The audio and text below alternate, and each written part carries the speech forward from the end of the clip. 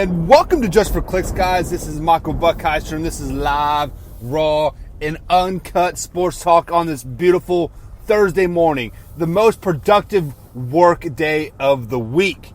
Hope you guys have missed me a little bit. Been at football practice, got that hell week happening, and quite frankly, I was just wore out. I know I promised you guys a few things, and I'm going to keep that promise, and I'm going to start hammering out some podcasts for you guys.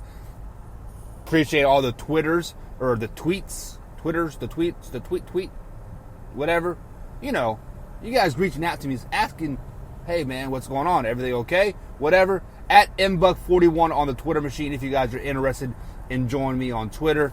I try to post there as much as I can. I'm just not used to Twitter. I'm getting better at it. But today on this beautiful Thursday morning, 68 degrees outside. Please, guys, hydrate. It's going to get hot again. What I saw was Sunday and Monday up to like 96 degrees in the southern Indiana area. So that usually means it's going to be pretty warm like everywhere else. So, guys, hit the water. You know, like I'm famous for taking a jog and drinking a Mountain Dew during the middle of the jog. I get it. But try to hydrate. Nonetheless, welcome to today's show. I'm going to try to give you guys some fantasy insights, some fantasy thoughts, some fantasy football, I should say. Not fantasy like Final Fantasy or, not real stuff. But some fantasy football. I wouldn't say we all, but most of us play fantasy football. Yes, it's fun to win, but we're just out there having fun. I mean, we're not in a competitive league, paying $100 to get in or anything, just like that. If you are, I'm happy for you. You probably know a little bit more about fantasy football than like I do. I'm just going to put it out there. Put it the way it is. I've been playing fantasy football for a while. When I say a while, I mean since high school. So that's 17 years ago, 18 years ago. My Lord, I'm getting old. But this year's fantasy football, it's pretty deep, guys. So usually, when you get that first round pick, you're like, I gotta get a quarterback. But this year, guys, you don't have to. But think about the quarterback class that we have currently. You have Patrick Mahomes, yes. Do not get me wrong. If you guys are, picking up next and he is there, you better take him. But then you got Andrew Luck, you have Drew Brees still, you have Tom Brady, you have Aaron Rodgers, Matt Ryan, Jared Goff. I mean, there are. I just named you guys 6 quarterbacks there right off the bat. So what I'm saying is, if you have the 1, 2, 3, 4, 5 first overall picks here, do not spaz out and just think you have to go after quarterback. Look at the running backs, guys. Running backs are very few and far between. 3 of them that come to my head that are going to score you a lot of points this year. Le'Veon Bell. Le'Veon Bell is going to get at least 25 touches a game. If he does not get 25 plus touches a game, the Jets are not going to win any football games. They are not a very good football team. He is going to catch the ball out of the backfield. He's going to run the ball. You might even see him on kickoff return. I don't know, but you consider getting Le'Veon Bell. Saquon Barkley, New York Giants running back. Same situation. Giants are horrible, guys. But if Saquon Barkley doesn't touch the ball 25 plus times a game, they're not going to win at all. And the Giants know this. They're going to give him the rock as much as they can. They're going to pass him the ball. They're going to feed him the ball in the end zone. Look for him to score a lot of points. Another pick here. Ezekiel Elliott. Yes, he is sitting out. And quite frankly, now I'm kind of anticipating him, missing the first few weeks of of the season. Some people are referring to this as the Le'Veon Bell situation. Okay, that is fine. Let Ezekiel Elliott fall to number 6 or number 7 or even the second round. If Ezekiel Elliott falls down to the second round or third round, you guys better snatch him up. Especially if you're in a keeper league. So just think about that. Then you have the wide receiver situation. Wide receivers are always tough because you have those good ones. You have you got Tyreek Hill. You have Hopkins from Houston Texans. You have Antonio Brown with frostbite in Oakland. If you guys were not listening to the Marcus and Mike show yesterday, Antonio Brown got frostbite on his feet during training camp. So if you guys are curious of how that happened, go over to Marcus and Mike show, and I give you guys some insights on that one. But nonetheless, wide receiver is normally not a very high-picking position unless you get an elite wide receiver like Antonio Brown, like Juju Smith-Schuster, like Tyreek Hill. The first wide receiver off the board better be Tyreek Hill. If he is not your number 1 pick, I don't think you guys are playing fantasy football correctly. Because not only does Tyreek Hill catch the ball, he runs the ball, he receives punts, he could probably even throw a ball for a touchdown. He is a jack of all trades on that Kansas City Chiefs team. You guys better get Tyreek Hill early. Another one, you better get early. Adams for Green Bay Packers. The wide receiver Adams. I believe his name is Devontae Adams, I believe his full name is. But it's the wide receiver for the Green Bay Packers. He has emerged as the number 1 wide receiver for the Green Bay Packers with a receiving core that doesn't have Cobb anymore, doesn't have Jordy Nelson anymore. Their tight end, I can't even remember his name. So think about that. He is going to get a lot of balls thrown at him. He's going to get a lot of targets. He's going to catch a lot of balls. He's going to score a lot of touchdowns. Adams for Green Bay. Look for him to, consistently be in the 20-point range all season, guys. So, with that being said, wide receivers are nice to have, but you have to realize a good game for a wide receiver is 5 catches, 100 yards, 1 touchdown. Simple math off the top of my head here. They get 100 yards. Say you're in a league that gives you a point per 10 yards. That's 10 points for the 100 yards. A touchdown, say that's 7 points. You're looking at 17 points. Okay. Not too bad, right? But if you have Le'Veon Bell getting, let's say he gets 17 carries out of the backfield for 100 yards. He catches another 10 balls out of the backfield for 80 yards. Scores 3 times.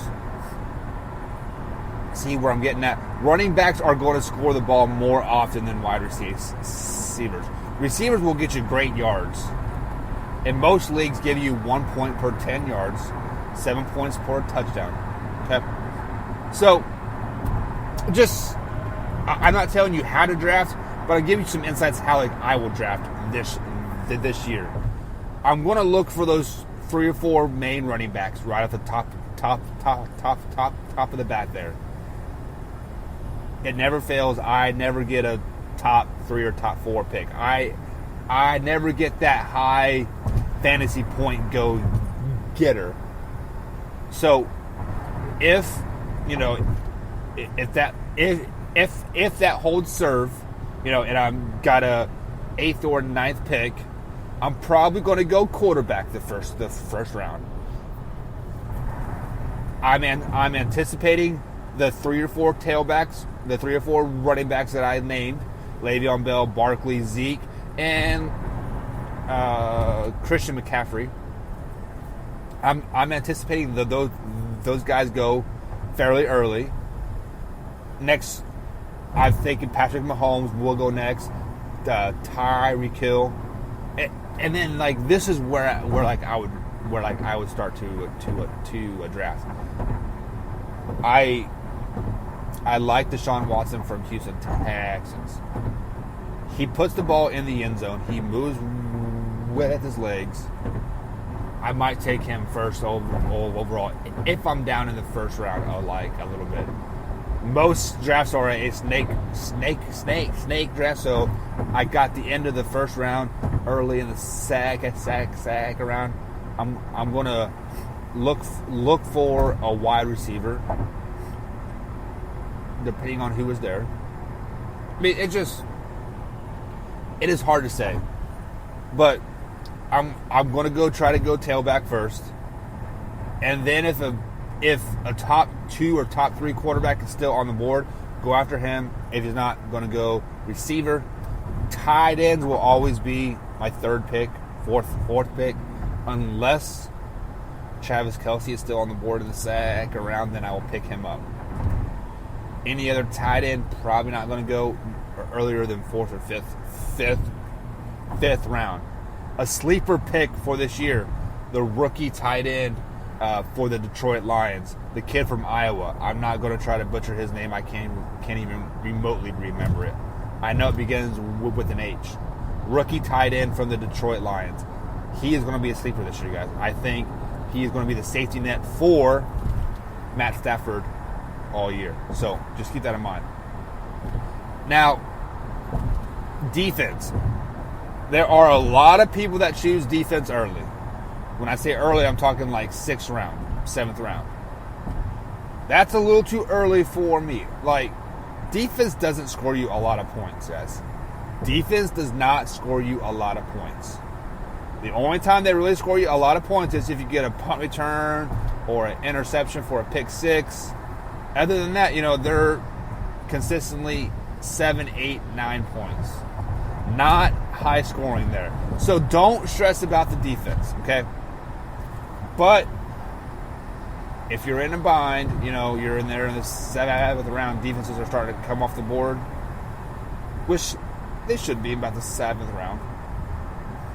Look for the Dallas Cowboys. They're going to have a pretty good defense. The only downside is they're going to win a lot of ball games this year. So there's going to be a lot of teams airing the ball out on them, getting a lot of cheap yards toward the end of the game. Some fantasy leagues that, if the defense holds them under 250 yards, they get 10 points. Under 300 yards, they get 5 points. Over 350, they get 0. It's something like that. I'm just throwing numbers out. But just keep in mind that the Dallas Cowboys will win a lot of games. Their defense will be pretty damn good, but they're also going to give up a lot of cheap yards late in the game, lowering those points. So you want to look for a team that is going to be mediocre in every game. You're looking for a team that will go 8-8, with a pretty solid defense. Team that comes to mind right out of the bat, Buffalo Bills. I had the Buffalo Bills defense last year. They went 6-10 last year. They were I had the Buffalo Bills and then the Jacksonville Jaguars defense. The Buffalo Bills consistently scored higher than the Jacksonville Jaguars week in and week out. Okay? So, you don't always want to go for the best defense or the best team. You want to go with a mediocre team with a pretty good defense. Because this mediocre team, 8-8 team, 7-9, will be in a lot of ball games. So therefore, there won't be a lot of air raid offenses happening in the fourth quarter trying to catch and back up. Does that make sense? Okay. So in the scheme of a kicker, If you have a chance to take a good kicker, I'm talking like Robbie Gould for the 49ers, you get him in the 7th round, sixth round. If you cannot get a top 2 kicker, kickers are last, guys. Take your kicker last. It's the way I've been doing it for years, and I always seem to have a fairly good kicker. Scores me 12 points a week. Kansas City Chiefs kicker scored me a lot of points last year because we scored a lot of touchdowns. For every PAT, you get 1 point. Every field goal, you get 3. So, with that logic, you don't want a team that's going to score a lot of touchdowns. You want a team like the Atlanta Falcons that can't put the ball in the end zone. They can move down the ball down the field great. Don't get me wrong. They can be between the 20 and the 20 and the green grass there. They can move the ball up and down freely like they want. Matt Ryan to Julio Jones. Ooh, cash money. Get in the red zone in the pay dirt, butthole puckers, and they have to kick field goals. I don't know who the Atlanta Falcons kicker is, but consider getting him. Look for a team like that with a kicker. I'm just trying to give you guys some food for thought here. I'm not telling you what to do by any means. I'm not a fantasy expert at all. And I got to sneeze.